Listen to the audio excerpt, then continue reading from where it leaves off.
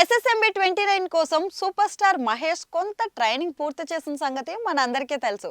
దర్శకుడు రాజమౌళి ఆదేశాల మేరకు జపాన్లో కొన్ని రోజుల పాటు స్పెషల్ ట్రైనింగ్ తీసుకున్నారు.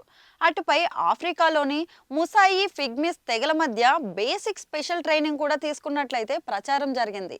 ఒక 20 రోజుల పాటు ఆఫ్రికన్ తెగల మధ్య మహేష్ ఉన్నట్లు ప్రచారం జరిగింది. అయితే తాజాగా మహేష్ చైనా దేశానికి కూడా వెళ్తున్నాడట.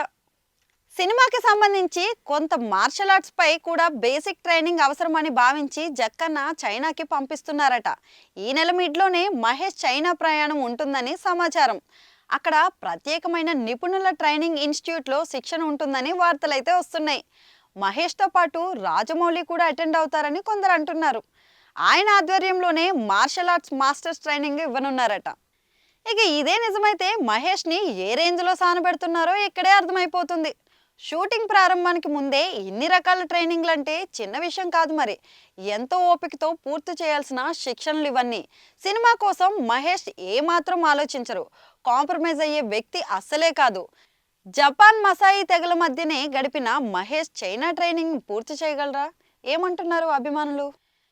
ప్రస్తుతం ఈ వార్త సోషల్ మీడియాలో వైరల్గా అయితే మారింది. ఈ సినిమా అడ్వెంచర్ థ్రిల్లర్ కావడంతోనే ఎన్ని రకాల ట్రైనింగ్లు అవసరం అవుతున్నాయి. మేజర్ పార్ట్ షూటింగ్ ఆఫ్రికన్ అడవుల్లోనే ఉంటుందని వార్తలైతే వస్తున్నాయి. అటు రామోజీ ఫిలిం సిటీ సహా హైదరాబాద్లోని పలు ప్రాంతాల్లో భారీ సెట్స్ అయితే నిర్వహిస్తున్నారు.